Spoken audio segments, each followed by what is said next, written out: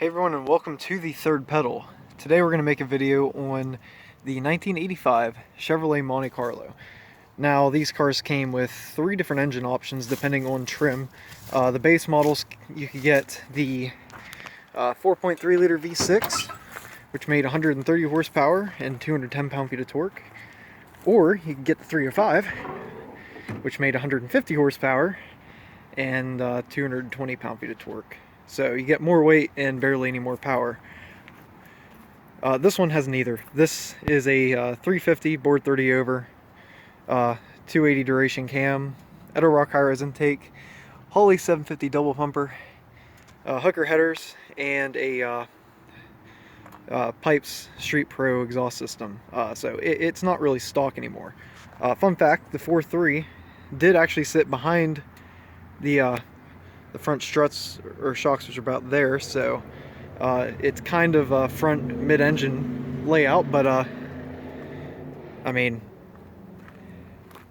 it's a muscle car too, so it's not like it's going to handle that well, at least on stock stuff, which this one does have. So this one did have a 4.3, so it actually has this is your fuel pressure regulator. So you can see fuel line comes in and goes, well, one line goes into the carburetor, and that's a fuel pressure gauge, and then you have this as a return line. So this engine should be making about 355 horsepower and 371 pound-feet of torque. The last engine option you get was also the 305, but that was in the SS, which made a ground-shaking 180 horsepower and I think like the same torque. So it's kind of embarrassing that that's all we got out of those engines, which is why this happens. So that's the engine on this thing. And I am trying to make this video kind of quick because it's supposed to snow today. Not much, but yeah, figured I'd get the video out. We'll move on to the interior. This is the lap of luxury in the 80s from GM. These had little wood inserts. They're gone. There's only one left. It's over there. But you get your fake wood on the steering wheel. And you used to have this fake chrome wood on the dash over there. This one does have electric locks and power windows, so they really optioned this one out. No power seats though. And in the back you got your bench, seats 3. The front also seats 3, because if you cut yourself in half, then there's a middle seat belt. I don't know who's going there, but like I said, you might have to cut yourself in half. This car came with more gauges than the base models did. So just on the factory base models, you got your speedometer, your fuel gauge, and then these were all blanks. If you really felt like spending the money, you get your speedometer and these 3 other gauges: temperature, volts, and oil. And it's yelling at me. Interesting. That usually never works. And then you could either get a clock or a speedometer over there, or a tachometer. Sorry. This one had the clock, which I'm kind of glad, because the tachometer probably wouldn't have worked. So we have this one in there, which does work. Moving over to the radio and HVAC, you obviously have your slider, heat, defrost. This car doesn't have AC anymore, so it doesn't really do anything. So yeah, vent and heater is this car's options. You got your cassette deck, AM FM stereo with your presets, and yeah, nothing crazy. And then your change dish down there. Now this one does have the bench seats, so no center console and no floor shifter. Shifter's up here. And there's rear window defrost there. Moving over here, your glove box doesn't hold too much. And today it's a winter car because it's like 35, so we'll see how this cam does, which we'll go ahead and fire it up, I guess.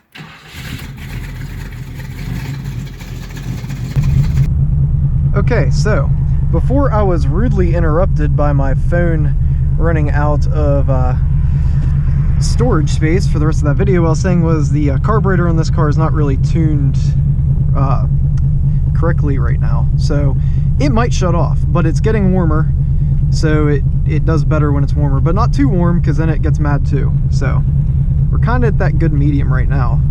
So I don't know if I should do windows up or not. We'll just crack it, I guess. Yeah, looks like we are good to go. Hopefully. It's actually quite warm in the car. now. It kind of got to be quick when on gears with this thing. So it does have a manual throttle valve body in it, so you'll see me shifting with this. It's a 3-speed turbo 350 trans with shift kit, racing clutches, and all that good stuff. And at the rear end we got a Posi. What are you doing? Okay, that's worth it. See, it's so it's not that quiet. These aren't the loudest ones you could get. The Race Pro is even louder. I mean, they're still mufflers, but they're louder. And you have a stop sign, buddy. So we're actually moving, and this thing's running fine right now. So that's perfect for the video, because if I did this in the summer, it probably would be hesitating. Like I said, the carburetor's not really set up right. And if I'm honest, I don't really know carburetors enough to mess with it myself, so that's what we'll do. We'll just let someone who knows what they're doing with it. I mean, they don't seem complicated, but I'd rather learn from someone instead of just making the car, you know, not run.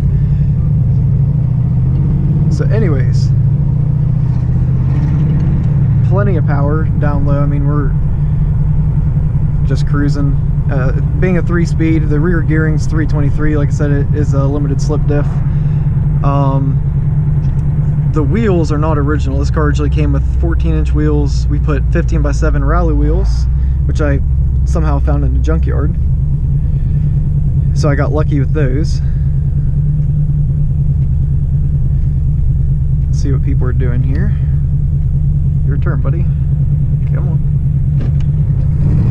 We'll go.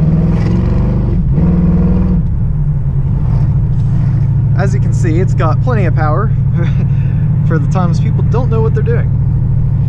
But anyways, the car actually drives pretty nice. It's super comfortable. I mean, as soft as the suspension is, I do have stiffer shocks on it, but it's still stock springs, stock literally everything else. I put a UMI Performance rear sway bar on it. I'd like to do more suspension stuff to it, honestly, but we'll get there one day.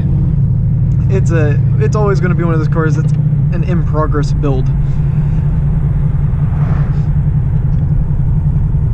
So I guess some of the things that are more factory with the car, if you're wondering how a muscle car drives, this one drives pretty good, apart from the fact that it idles like crap thanks to the cam and it not having a perfect setup carburetor.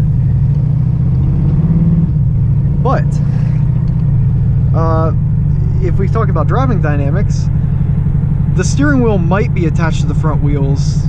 It might not be. It's typical over-assisted power steering. I can use my finger to, literally my pinky, just to move it back and forth. So if you're expecting steering feel from the steering box, yeah, you're not going to get it.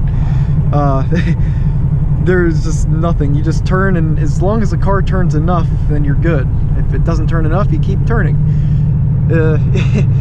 So it's not really confidence-inspiring steering, nor is the wheel itself. I mean, it's huge. It's like a bus. But that's part of the fun. The bench seats have no side bolstering, so you slide around quite a bit, which is part of the fun of a muscle car. And we're only on 215 section tires, so it's not. Ooh, look at this. Oh, that's a big pothole there. Nice. Let's rip up a perfectly good road.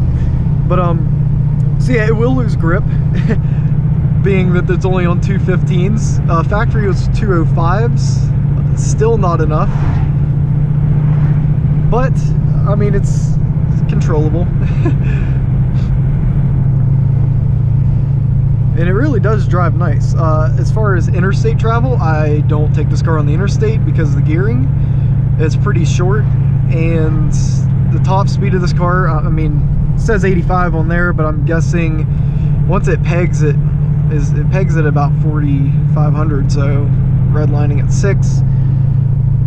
I think I've probably 120. I don't know. It's an acceleration car. That's what muscle cars are. They go really fast in a short amount of time in a straight line. However, this car actually doesn't handle as bad as others. A lot of people actually use this platform for racing. So UMI actually makes a bunch of stuff there's a Marauder. They make a bunch of stuff to make these cars handle really good, which eventually I want to do most of the stuff to make it handle good. But as of now, it's fun. It's a really fun car to drive around. It's definitely the its party piece is hitting the gas and not having any traction, even though it only makes 355 horsepower.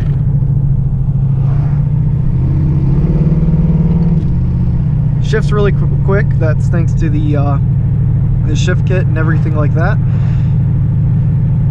And like I said, it does need a 4th gear at least. If I ever did put another transmission in this, it would be getting a 5-speed manual for sure. The reason I went with the built automatic was because I didn't really want to cut a hole in the floor, being that it was a column shift car. And I mean, looking back now, that's probably one of the only things I would change. I love this engine. I love the way it sounds. Like I said, it just needs set up properly, but it needs that. It needs a 5-speed. And then I could actually probably take it on, you know, the interstate, take it on trips and stuff like that. So as I was saying with handling, this is the road that we test that out on. So let's have fun. or get really scared. As you can see, yeah, the seats don't hold me in at all.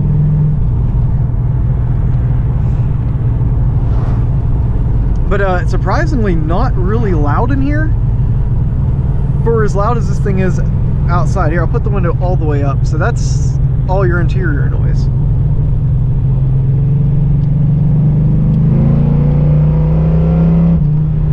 And it accelerates pretty good.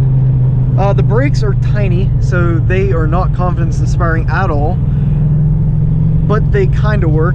You got discs up front and drums in the rear.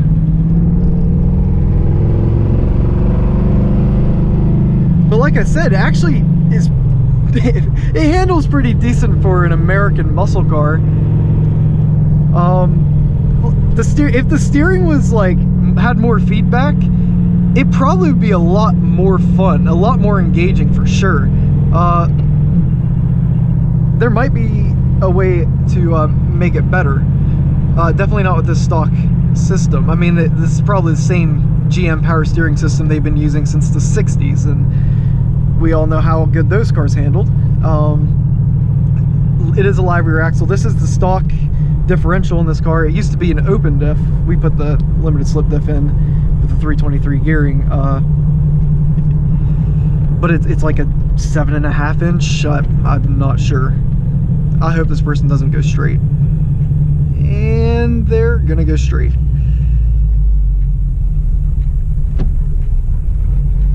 I see it wanted to almost shut off there from being cold, I guess. I don't know, but it didn't. Let's see how it does in the corner, shall we? That intake sound, okay, yeah, so the brakes, definitely not confidence inspiring at all. Coming into the turn here, you do a lot of rolling around. You kind of use the armrest as as kind of something to support your body on, and then you use the door panel here with your leg to kind of hold yourself going the other way. But let's let them get a little bit of space. I do want to get a little acceleration in here for you guys, because it is kind of fun.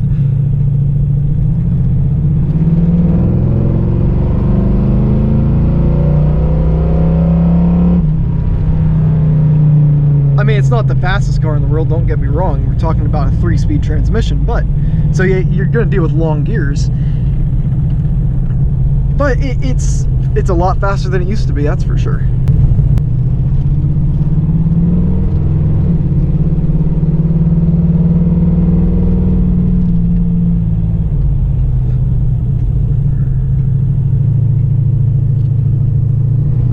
You really got to lean into the turns.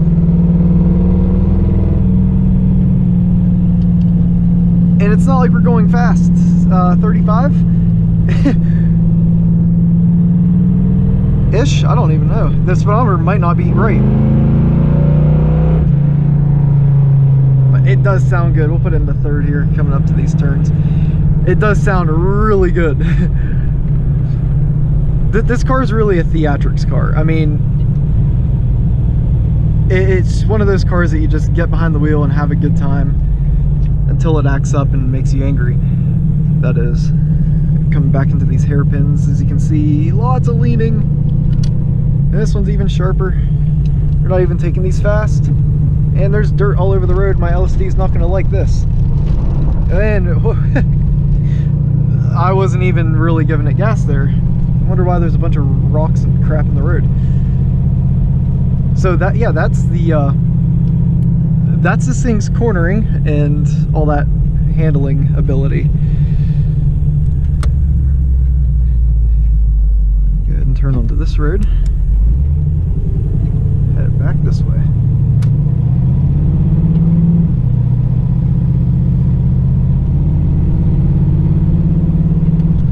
Really, when you drive this thing, it's the sound, the whole experience. It probably doesn't come through on the video, but it just puts a smile on your face. I mean, speaking of driver's cars, it's terrible. Could be worse, but it's not good. Just because it doesn't really give you feedback.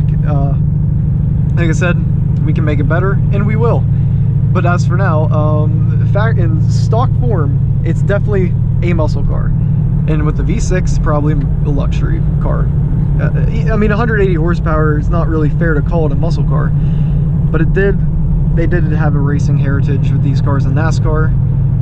So I mean, I can't really say it's just full-on luxury. They had to do something performance-wise, right?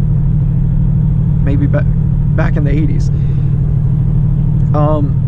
The good news is you can't hear any of the 80s rattles because the engine's so loud. So back when it was a V6, this would rattle when it got cold. I think that was just the change dish rattling there. But unless you hit a really big bump, you're not going to hear it rattle because you can't hear anything. And hopefully the GoPro is picking me up. It should. I mean, it's not like we're really getting on it, but we'll see.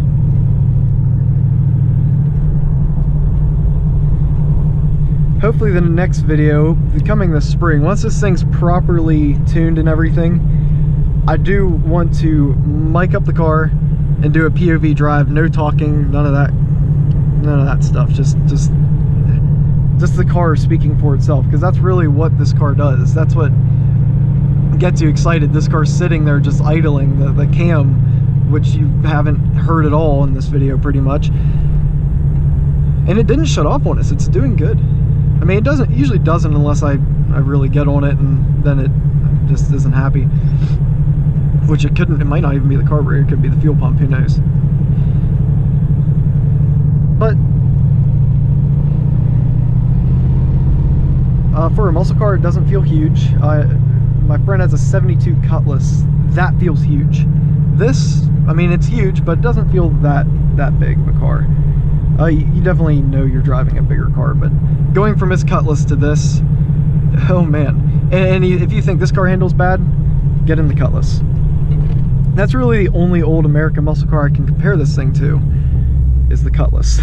It's an American car from the 80s. What can you expect? The only thing you expect is power and torque. And most of this video has been me rambling on, because it's just a fun car. Mine kind of goes blank when you drive this thing. It's just an enjoyable experience. Or annoying if it's, you know, the middle of summer. But I guess that's going to conclude the video for today. I'm glad I got the car out before it started snowing. If it's going to snow, it did start getting cloudy. It was super sunny this morning. But yeah, I think we might get some flurries. I don't think it's going to stick. It's not that cold. It's like 35. So good thing the heater does something. So anyways, until next time, thank you guys very much for watching, and I hope to make more videos with this car and get some other reviews out. This was kind of just a last minute thing. So like I said, thank you guys for watching, and I'll see you in the next one.